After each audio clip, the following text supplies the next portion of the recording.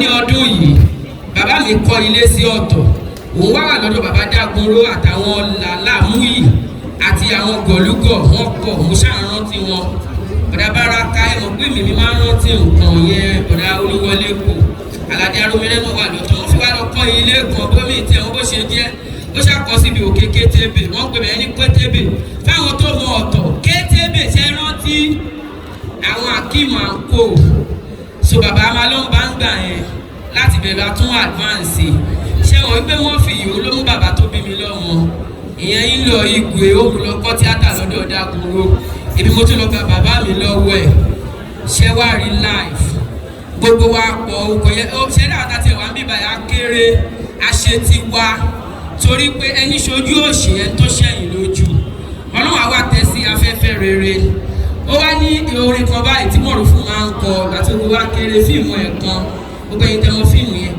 ayé ẹ wá wo Indomie lọ́mọ èèyàn ẹ wá wo Indomie lọ́mọ Mọ̀rúfù ló ṣe ọmọ Afolabi Múyìwá Adémọ́lá lọ́dárí rẹ̀ o ṣe ẹ rántí ọmọ Rápálá abẹ́ ò rántí o ikú jẹ́ yọ bàbá Ifá àwọn fíìmù ẹ̀ nìyẹn àwa kàwá lọ stúdíò Ibrahim ṣe táwa ṣe bẹ́ẹ̀ tójú bá ṣe méjì àwòrán kedere Mọ̀rúfù Afọlábí pẹ̀lú mákẹ́tà rẹ̀ Epsilon Múyìwá Adémọ́lá ṣẹ́rí ìràwọ̀ ló lọ o a gbọ́dọ̀ rírú eléyìí mọ́ ó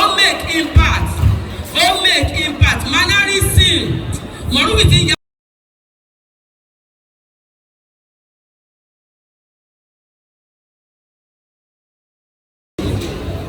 nítorí pé ibi tá a bá ti ń ṣe dáadáa táláyọ̀ ti ń yọ̀ tóníjó ti ń jó ibẹ̀ ló máa ń wù mí láti wà àmọ́ ta ni wá láti béèrè lọ́wọ́ Ọlọ́run kò sí òkú sunkún òkú ni o bẹ́ẹ̀ni àmẹ́ni tá a kàn lọ́la àwọn àdúrà tí gbogbo wa gbà òun ni pé kí Ọlọ́run Elédùmarè kó jẹ́ kí ọdún kó jìnnà síra. àmín. bí mo bóyá àwọn èèyàn wà mí lé ní mo ní pé àwa tá a ṣiṣẹ́ náà ní ká jókòó jèrè ẹ̀. àmín. It is with a very, very, very deep and sad mind that I am standing here before everybody.